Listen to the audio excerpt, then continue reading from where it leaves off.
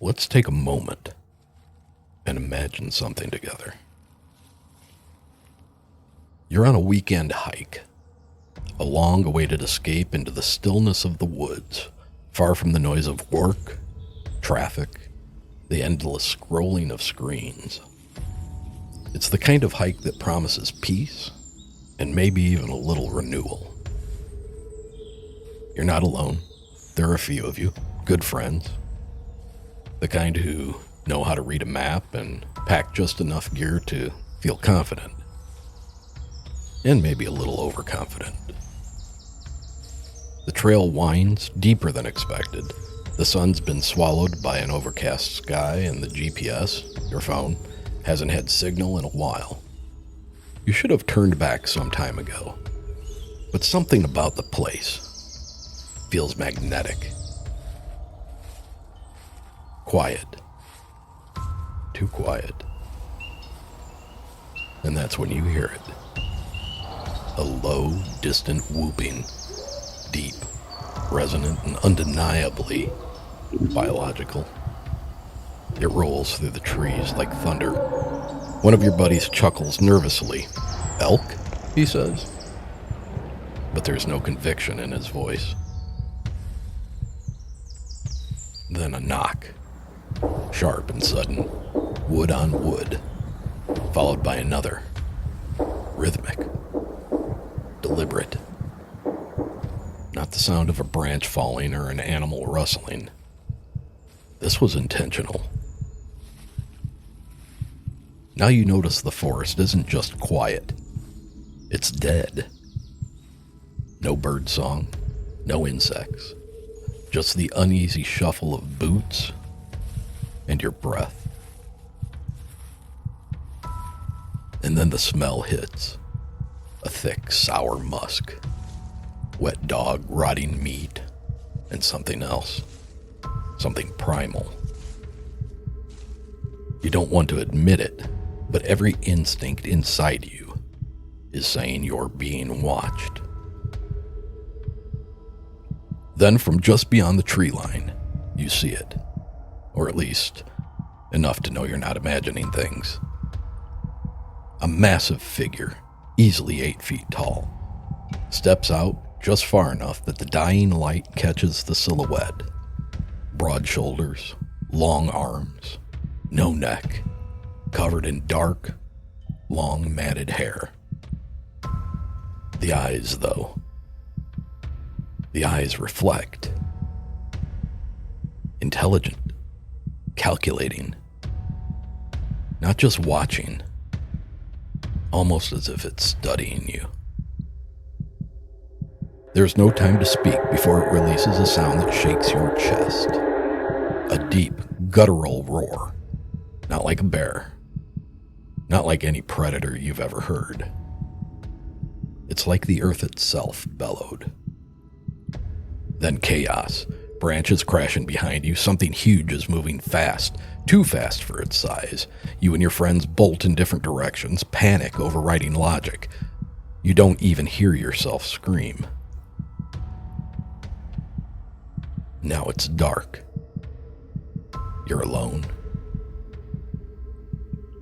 You think you've circled back to the trail, but every tree looks the same. The forest has swallowed your footsteps. You stop to catch your breath. Then from the edge of the clearing, the shape. Still watching. Closer than before. It steps forward, slowly, and then... And that's where the story stops. Because we don't know what happens next. But for thousands of people around the world, that first part, they'll tell you it's real. So what do we do with that? What do they do with that?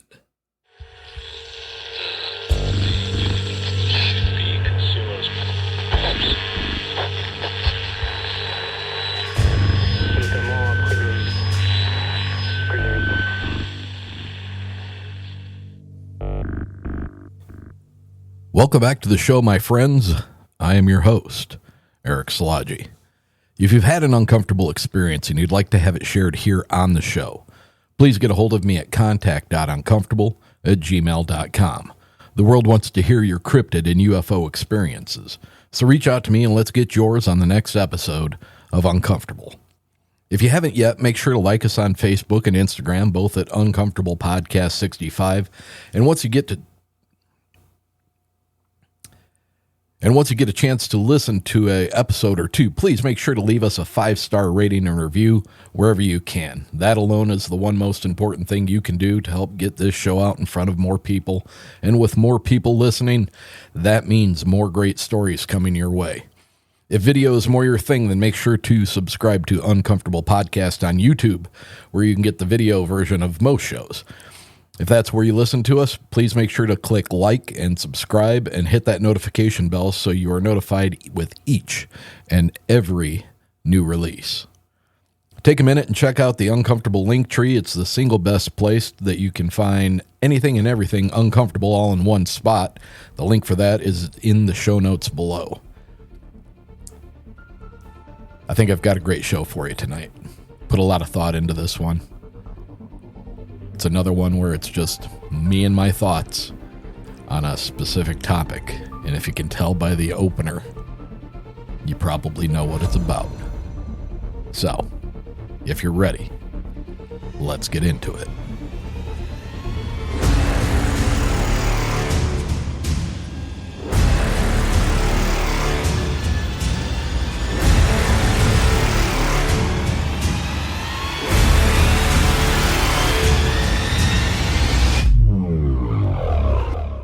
For decades, the legend of Bigfoot or Sasquatch has captivated the public imagination. While many dismiss these claims as folklore, a closer look at the body of evidence suggests there may be more to the story than mere myth. Numerous credible witnesses, including military veterans, school educators, first responders, reported encounters or the peripheral effects of an elusive presence in the woods of America,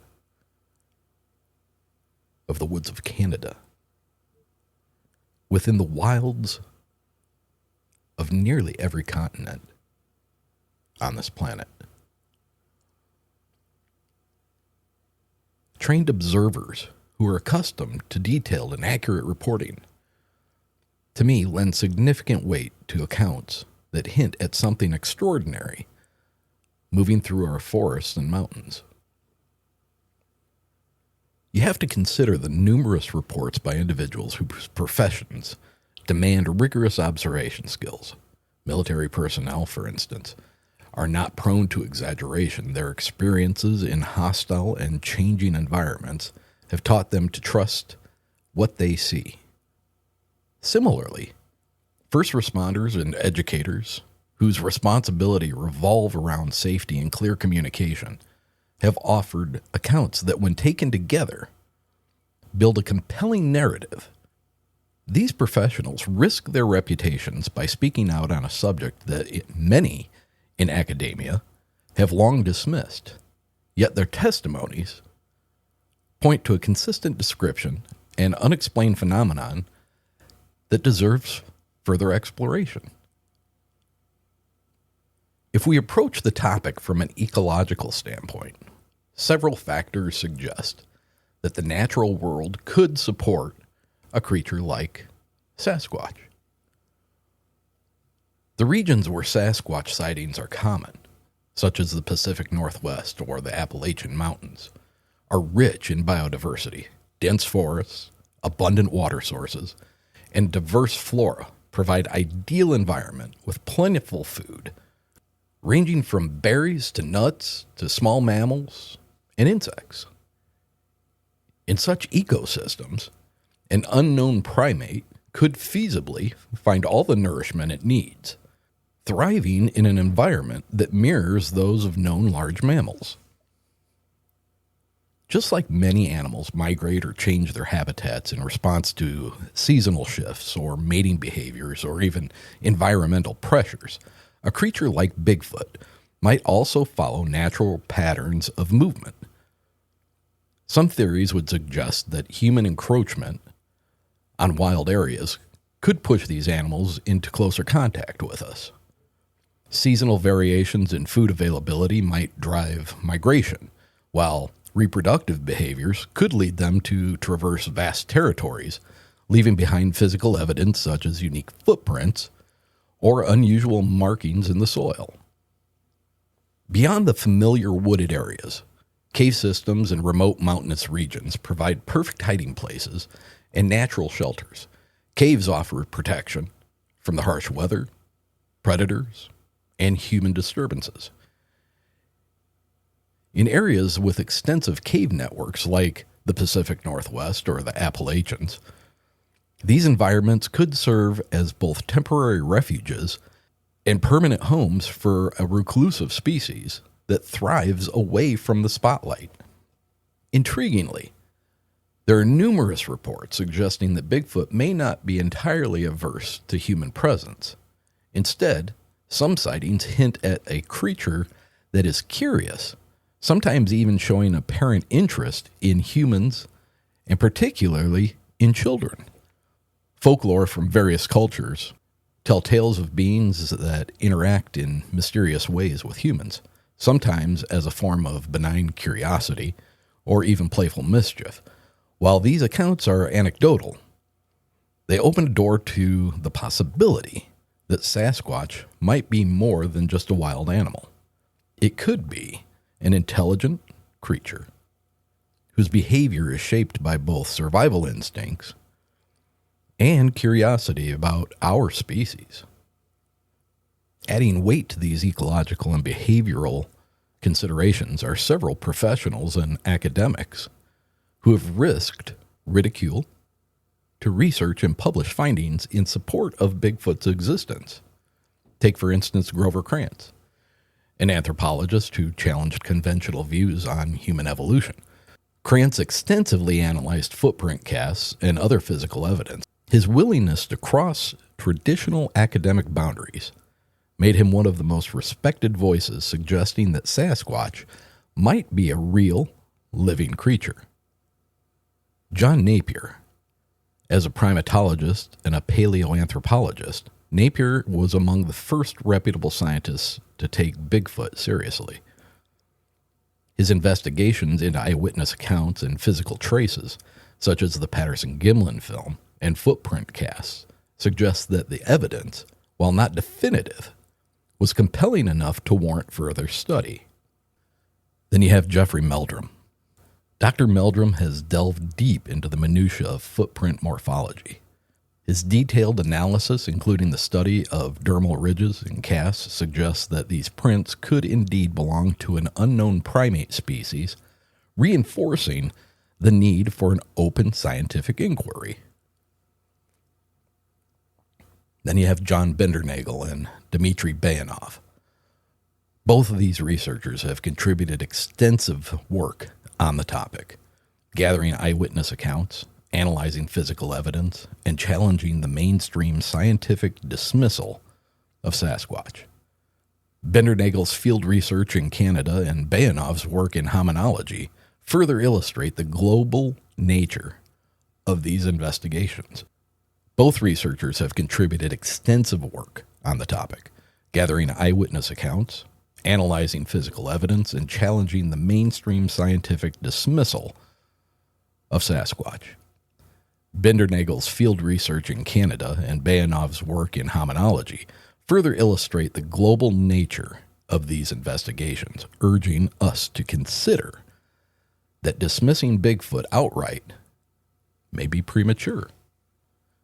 By drawing on both ecological reasoning and the courageous work of these professionals, it becomes clear that the topic of Sasquatch is not merely a fringe idea, but a legitimate field of inquiry. The consistency in eyewitness accounts, the availability of plausible natural habitats, and the detailed analysis of physical evidence suggests that the phenomenon warrants serious investigation. Bigfoot sightings often occur in regions with rich biodiversity.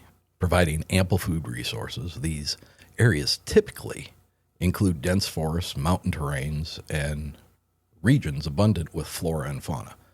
Potential food sources for a creature might encompass berries, nuts, roots, various plant material, small to medium-sized mammals, fish, insect, and carrion. The diverse ecosystems of the Pacific Northwest, for example, offer a variety of these food sources, aligning with the regions where Bigfoot sightings are frequently reported. While concrete evidence of Bigfoot's existence and migration patterns is lacking, some theories suggest that if a creature exists, its movements could be influenced by seasonal changes, shifts in climate, and food availability might prompt migration to a more hospitable area. Mating behaviors, seeking mates, could lead to the movement across vast terrains. Increasing human activity could drive Bigfoot to relocate to less disturbed habitats.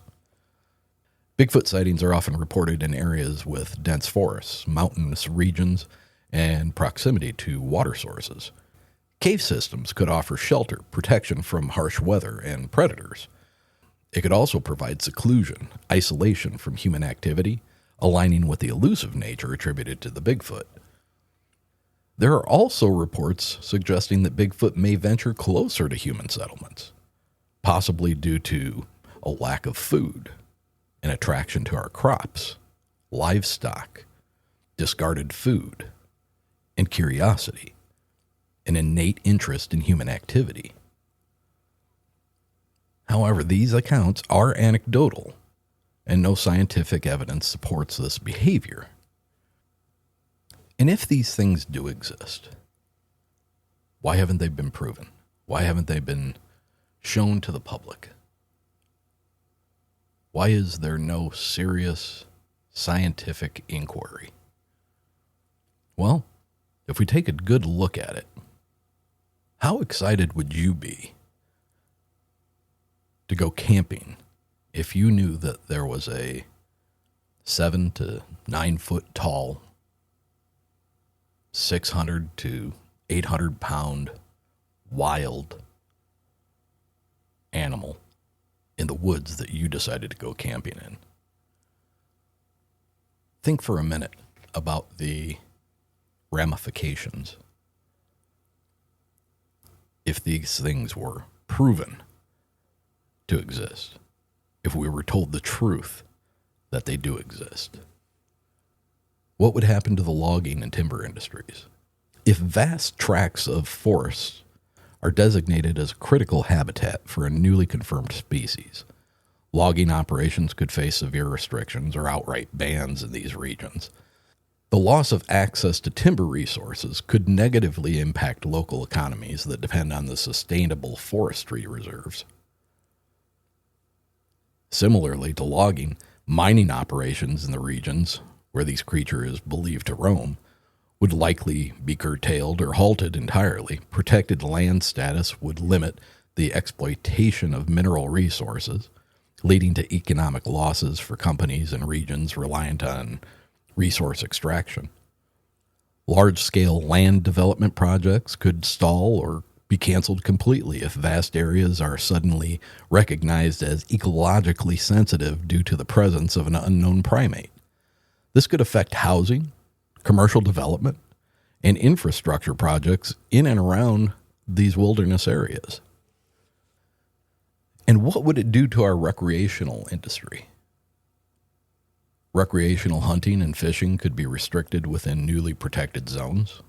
For communities and enthusiasts that have long enjoyed these activities in the wild, new regulations could reduce access to traditional hunting grounds and fishing spots, thereby affecting local tourism and community traditions. Many outdoor enthusiasts participate in off-roading, camping, and hiking in remote wilderness areas. If these lands become highly regulated to protect the habitat of a newly recognized species, access might be limited or require special permits, reducing the freedom and spontaneity of these popular hobbies. While cryptid enthusiasts might welcome the attention, Broader participation in wilderness exploration could be dampened by increased law enforcement and monitoring, reducing unsanctioned expeditions into these areas. In addition, iconic national parks and wilderness reserves such as Yellowstone, Yosemite, and those in the Pacific Northwest could see a significant shift to protect the habitat of this unknown primate. Park regulations might tighten, limiting tourist access, altering trail systems, and even reducing permissible activities. This could lead to decreased visitor numbers and reevaluation of park management strategies. Regions that currently market themselves as pristine natural getaways might experience restrictions on development and tourism activities. Vacation destinations that offer you wilderness retreats, adventure sports, or camping experiences could face limitations. Such measures might include restricted access during breeding seasons. Vacation destinations that offer wilderness retreats, adventure sports, or camping experiences could face limitations if large areas are reclassified as protected habitat. Such measures might include restricted access during breeding seasons or critical periods of the species' life cycle, thereby affecting the seasonal revenue streams for these destinations. The confirmation of a large unknown primate's existence would likely lead to a major shift in land use policies. Industries that currently benefit from resource extraction and land development in remote regions would need to adapt to new conservation priorities. This potential economic and cultural disruption underscores why the discussion around Bigfoot isn't just about myth or folklore. It's about how modern society manages and values its natural resources. The debate over the existence of such a creature and the ramifications of its acceptance could force us to rethink our relationship with the wilderness and the industries that have long exploited it. If evidence emerged that Bigfoot is not merely a large, undiscovered primate, but something more closely related to humans, perhaps a relict hominin, or a parallel branch of our evolutionary tree, the implications would be profound across numerous fields. Discovering a creature that is more closely related to humans than other primates would force scientists to re-examine the evolutionary lineage of hominins. This could lead to a radical overhaul of our current understanding of human evolution and the branch paths that led to our modern Homo sapiens. Such a discovery would open new avenues in genetics, paleoanthropology, and evolutionary biology.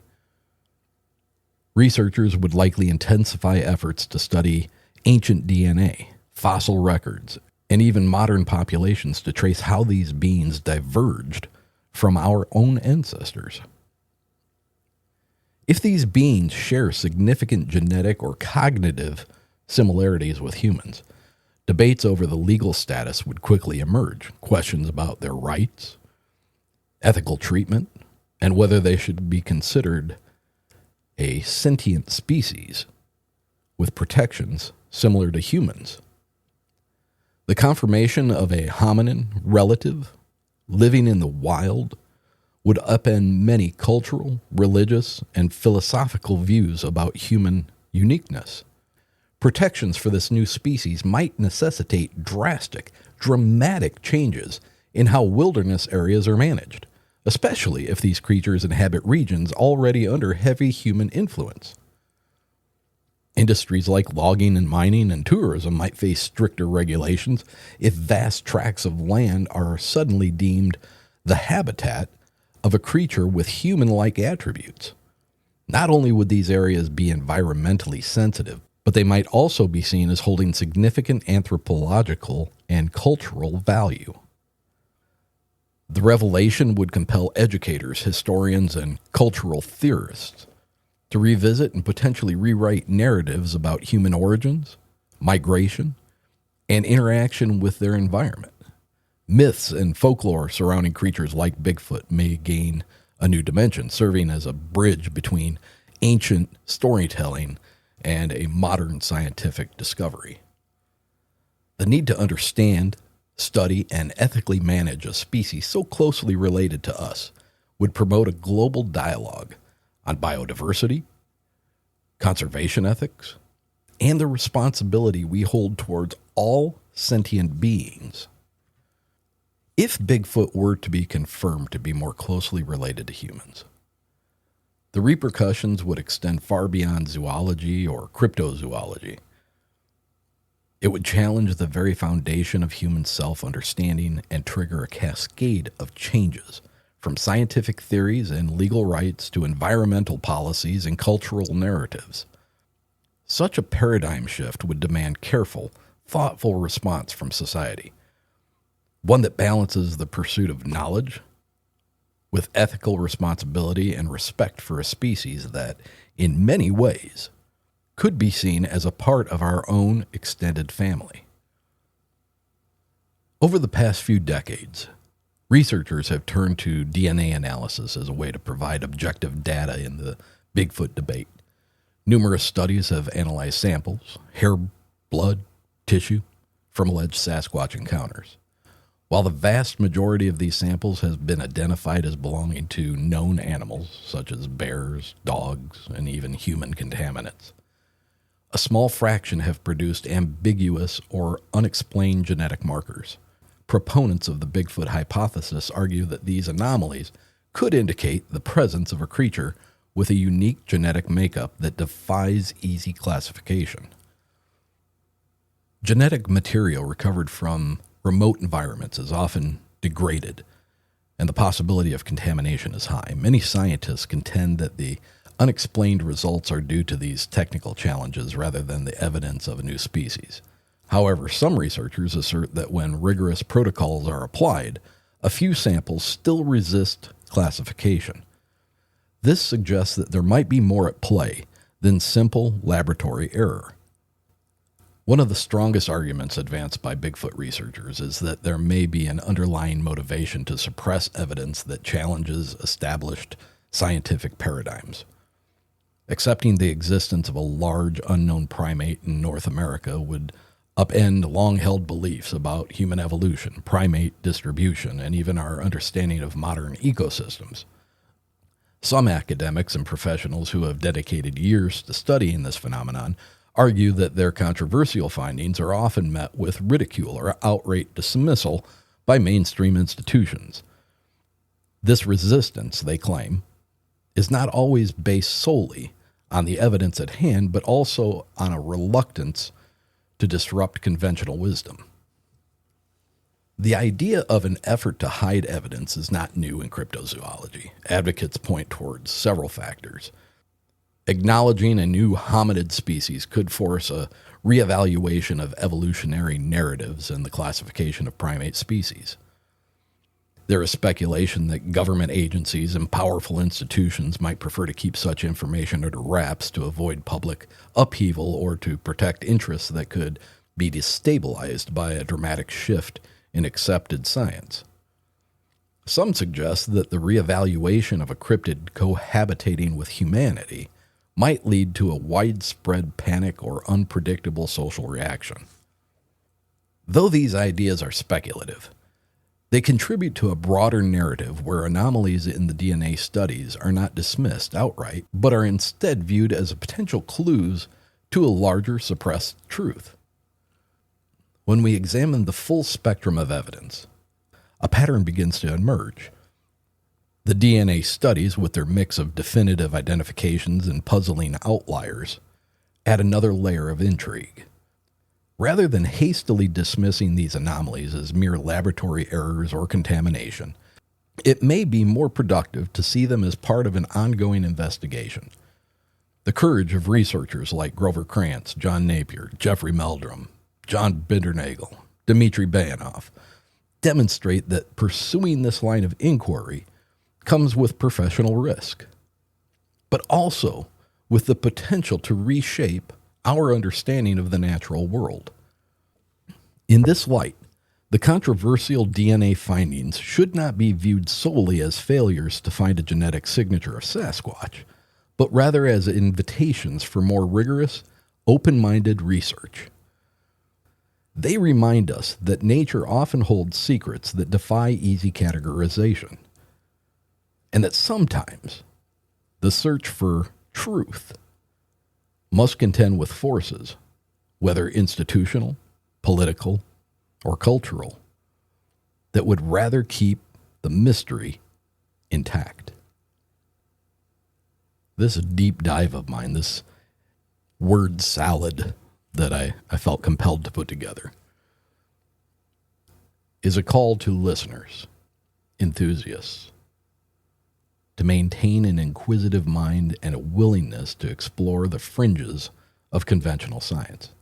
The persistence of unexplained genetic markers, when combined with consistent eyewitness accounts, and the thoughtful work of dedicated researchers who have spent many, many years of their life in the search of this truth, suggests that the phenomenon of Sasquatch warrants further investigation.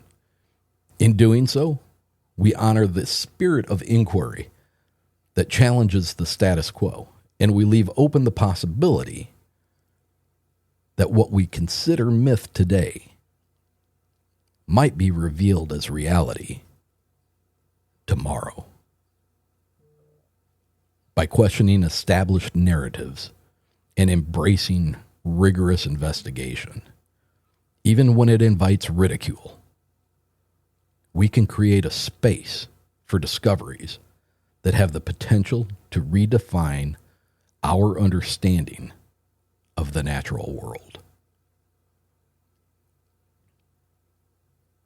I hope you've enjoyed this. Until next time, stay uncomfortable, my friends.